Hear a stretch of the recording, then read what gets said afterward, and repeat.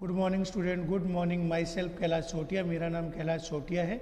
जैसा कि बच्चों आप मेरे से परिचित हैं और जो हमारा रघुनाथ स्कूल जो रतनगढ़ का सबसे बेस्ट स्कूल है, सबसे अच्छा स्कूल है, सबसे फेमस स्कूल है, उसकी ओर से आपको घर बैठे ऑनलाइन क्लासेज का लाभ है वो मिल रहा है। उन ऑनलाइन क्लासेज में मैं कक्षा 11 में आपको बीएम या व्यवसाय अध्ययन है वो पढ़ा रहा हूँ। हमने व्यापार के सहायक तत्वों के बारे में अध्ययन किया था। हमने कल है वो परिवहन और संप्रेषण के बारे में पढ़ा था। आज हम बैंकिंग और वित्त और बीमा के बारे में पढ़ेंगे, लेकिन उसको पढ़ने से पहले परिवहन और संप्रेषण के बारे में पढ़ेंगे। तो परिवहन जिसे हम ट्रांसपोर्टेशन कहते हैं और संप्रेषण जिसे हम कम्युनिकेशन कहते हैं। तो वस्तुओं का उत्पादन है वो कुछ विशेष भौगोलिक स्थितियों में कुछ विशेष राज्यों में हो सकता है। जैसे राजस्थान में जूट नहीं हो सकता, राजस्थान में चाय नहीं हो सकती, राजस्थान में केसर का उत्पादन नहीं हो सकता, क्योंकि कुछ विशेष भौगोलिक स्थितियां हर राज्य की अलग होती है। तो उदाहरण के लिए चाय सिर्फ आसाम में, ज़्यादातर आसाम के पहाड़ी क्षेत्रों में या पश्चिम बंगाल में, इसके अलावा रुई गुजरात और महाराष्ट्र में होती है, जूट पश्चिम बंगाल और उड़ीसा में, चीनी उत्तर प्रदेश में और बिहार में तथा महाराष्ट्र आदि में। लेकिन महाराष्ट्र है वो चीनी के उत्पादन में एक नंबर है, लेकिन उपभोग के लिए उसे दूसरे राज्यों में, दूसरे स्थानों पर, दूसरे शहरों में हाईवे के माध्यम से, super highway, national highway, golden corridor, स्वर्णिम चतुर्भुज राष्ट्रीय राजमार्ग जो देश के 4 महानगरों को आपस में जोड़ता है, दिल्ली, मुंबई, दिल्ली से मुंबई, मुंबई से चेन्नई, चेन्नई से कोलकाता और कोलकाता से पुणे दिल्ली, तो ये एक तरीके से चतुर्भुज का निर्माण करता है। तो देश के जो 6 लेन हाईवे हैं जिसे हम स्वर्णिम चतुर्भुज कहते हैं, उसके माध्यम से उत्पादों को, वस्तुओं को, सेवाओं को निर्माण कार्यों के द्वारा राष्ट्रीय राजमार्ग, सुपर हाईवे, एनएच के माध्यम से एक स्थान से दूसरे स्थान पर भेजा जाता है। लेकिन उपभोग के लिए केवल चाय का खपत है वो केवल आसाम में होती है? नहीं, पूरे देश में होती है। क्या जूट की खपत पूरे बंगाल में होती है? पूरे देश में होती है, पूरे देश में होती है। चाहे केसर की खपत है वो पूरे देश में होती है या कश्मीर में होती है, पूरे देश में होती है। तो इन्हें उपभोग के लिए देश के विभिन्न स्थानों पर भेजा जाता है। इसी प्रकार कच्चा माल है वो भी, जो कच्चा माल है उसको पहाड़ों से काटकर या कच्चे माल को जहाँ से वो मिलता है खदानों से कच्चे माल को निकाला जाता है, उसे फैक्ट्रियों में लाया जाता है, उसे तैयार माल में निर्मित किया जाता है और निर्माता या कंपनी उस तैयार माल को बड़े बड़े कंटेनर के माध्यम से, ट्रकों के माध्यम से, भारी वाहनों के माध्यम से देश के एक स्थान से दूसरे भाग में पहुंचाते हैं। व्यापारियों को, थोक व्यापारियों को ये पहुंचाया जाता है। तो स्थान संबंधी जो बाधा है को सड़क परिवहन, रेल परिवहन या तटीय जहाजरानी के द्वारा दूर किया जाता है। परिवहन के द्वारा ही कच्चा माल, परिवहन के द्वारा ही कच्चा माल है वो उत्पादन स्थल पर लाया जाता है और तैयार माल को कारखानों से उपभोग के स्थान तक लाया जाता है। और तैयार माल को कारखानों से, जहाँ से सामान तैयार होता है, कारखानों से उपभोग के स्थान जहाँ पर थोक विक्रेता, जो अन्य व्यापारी है, दुकानदार है, खुदरा दुकानदार है, फुटकर व्यापारी है, उन तक पहुंचाया जाता है और अंतिम रूप से उपभोक्ता तक वह सामान पहुंचता है। परिवहन के साथ साथ संप्रेषण जिसे हम कम्युनिकेशन कहते हैं। तो कम्युनिकेशन किसे कहते हैं? संप्रेषण क्या है? 2 व्यक्तियों के बीच उनकी सोच, विचार, तथ्यों, सूचनाओं, भावनाओं का आदान प्रदान संप्रेषण या कम्युनिकेशन कहलाता है। तो परिवहन के साथ साथ संप्रेषण की भी आवश्यकता होती है। संप्रेषण के माध्यम से परस्पर लोगों के बीच विचारों का, तथ्यों का, सूचनाओं का, भावनाओं को, विचारों का आदान प्रदान होता है। इससे जिससे कि उत्पादक, व्यापारी और उपभोक्ता एक दूसरे से सूचनाओं का, शिकायतों का, तथ्यों का, भावनाओं का, विचारों का आदान प्रदान कर सके। डाक के माध्यम से, मोबाइल के माध्यम से, टेलीफोन के माध्यम से कम्युनिकेशन, इंटरनेट, नेट, व्हाट्सएप के माध्यम से हम तथ्यों का, सूचनाओं का, भावनाओं का आदान प्रदान है वो करते हैं। तो टेलीफोन सेवाएं भी व्यावसायिक क्रियाओं के लिए सहायक मानी जाती है। तो डाक और टेलीफोन जो टेलीकम्युनिकेशन जिसे हम कहते हैं कंप्यूटर क्रांति हो चुकी है, मोबाइल फ़ोन का 4G और 5G का ज़माना है जिसके माध्यम से सूचनाओं को द्रुत गति से पहुंचाया जाता है, और डाक और टेलीफोन सेवाएं भी व्यावसायिक क्रियाओं की सहायक मानी जाती है। तो डाक और टेलीफोन सेवाएं भी व्यावसायिक क्रियाओं की सहायक है, वो उनको सहायता पहुंचाती है। आज हम बैंकिंग और वित्त के बारे में अब हम शुरू करेंगे। तो बैंकिंग और वित्त, आपको पता है बिना धन, बिना पैसे, बिना संपत्ति, बिना जिसे हम तरल मुद्रा कहते हैं या चलायमान मुद्रा कहते हैं या पेपर करेंसी कहते हैं, तो धन के बिना कोई भी व्यवसाय है वो संचालित नहीं हो सकता बच्चों।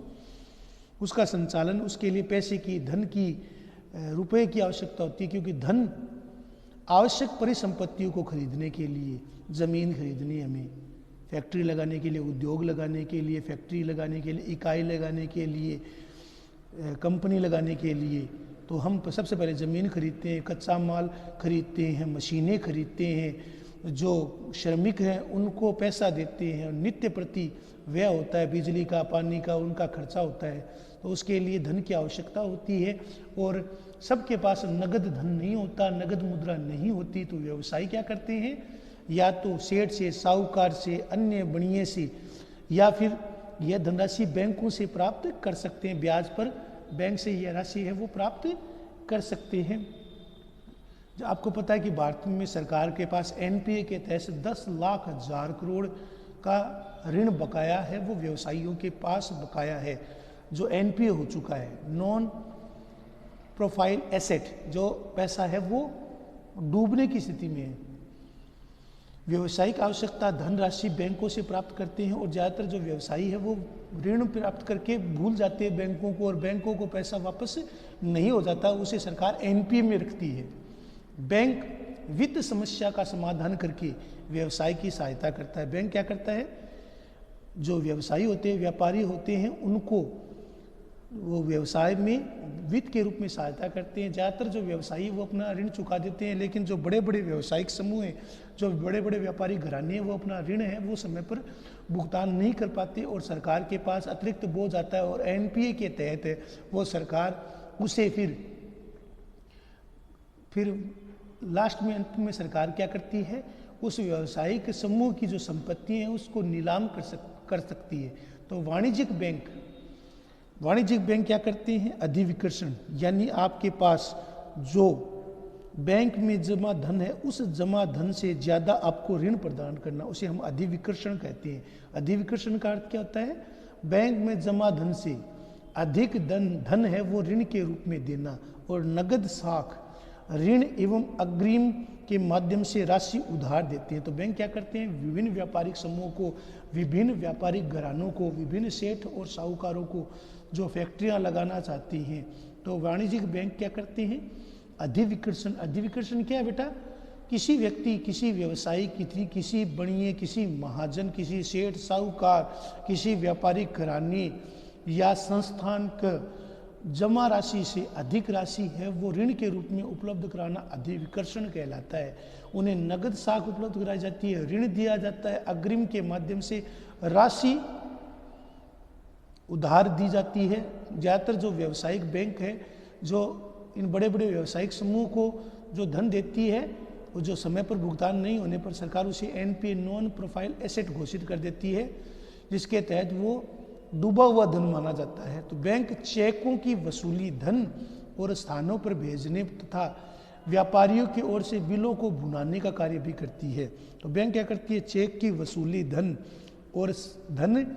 और अन्य स्थानों पर भेजने, चेक को भेजने, व्यवसायियों की ओर से बिलों को भुनाने, तरल मुद्रा या कागजी नोट जारी करने या चुकाने, या कागजी नोट है वो बैंकों से प्राप्त करने का कार्य भी करते हैं। तो विदेशी व्यापार में भी वाणिज्यिक बैंक क्या करते हैं, आयात और निर्यात को दोनों को ही ओर से भुगतान की व्यवस्था करते हैं। बैंकों के द्वारा आयातकों को और बैंकों के द्वारा निर्यातकों की ओर भुगतान की व्यवस्था है वो भी बैंकों के द्वारा ही बच्चों की जाती है। तो बैंक है वो चेकों की वसूली, धन और अन्य स्थानों पर भेजने और व्यापारियों की ओर से बिलों को भुनाने, नगद लिक्विडिटी, तरल मुद्रा जिसे हम नगद मुद्रा कहते हैं, उसको भुनाने का कार्य करते हैं। विदेशी व्यापार में चाहे आयातक हो चाहे निर्यातक हो, उनका समय पर भुगतान करने का कार्य भी बैंक करती है। वाणिज्यिक बैंक जनसाधारण से पूंजी एकत्रित करने में भी कंपनी प्रवर्तकों की सहायता करते हैं। तो वाणिज्यिक बैंक जनसाधारण से पूंजी एकत्रित करने में भी कंपनी प्रवर्तकों की सहायता करते हैं। तो वाणिज्यिक बैंक क्या करते हैं? वाणिज्यिक बैंक क्या करते हैं? जनसाधारण से पूंजी एकत्रित करते हैं और उस पूंजी को विभिन्न व्यावसायिक समूह, महाजनों, बणियों, कंपनियों, व्यावसायिक घरानों को वह धन है, प्रवर्तकों को, सीईओ को, प्रबंधकों को, मालिकों को वह धन बैंक है वो ऋण के रूप में देती है। तो वाणिज्यिक बैंक जनसाधारण से पूंजी एकत्रित करती है, उस पूंजी एकत्रित करके कंपनी है प्रवर्तकों की सहायता वो करती है। आपको पता है अगला बिंदु है बीमा।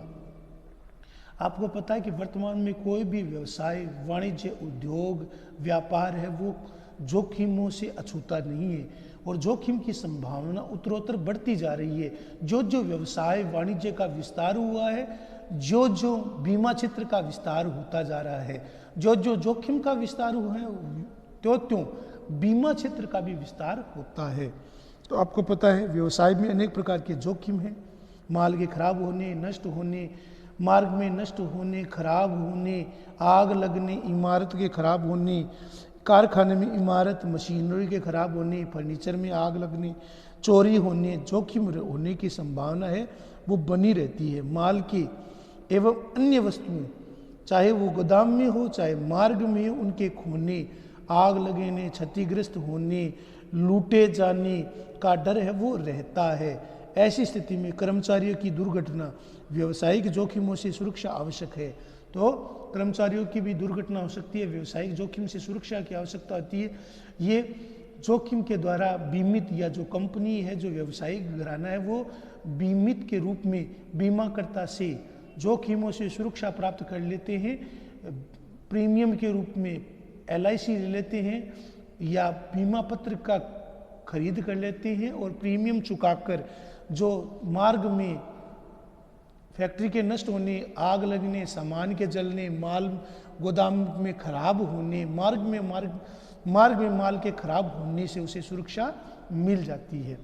तो बीमा है इन सभी प्रकार के जोखिमों से सुरक्षा प्रदान करती है। एक साधारण से प्रीमियम की राशि का भुगतान करके कंपनी क्या करती है? कंपनी से हानि और क्षति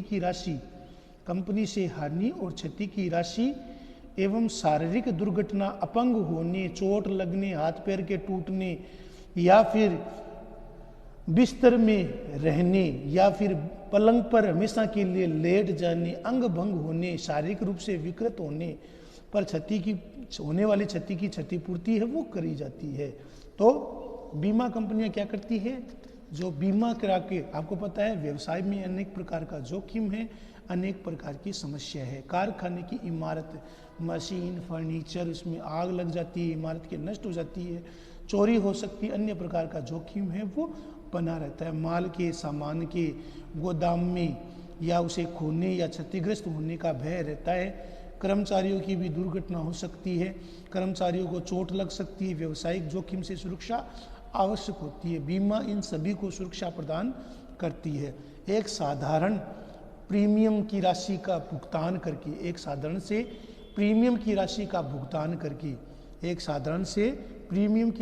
भुगतान करके बीमा कंपनियां क्या करती है?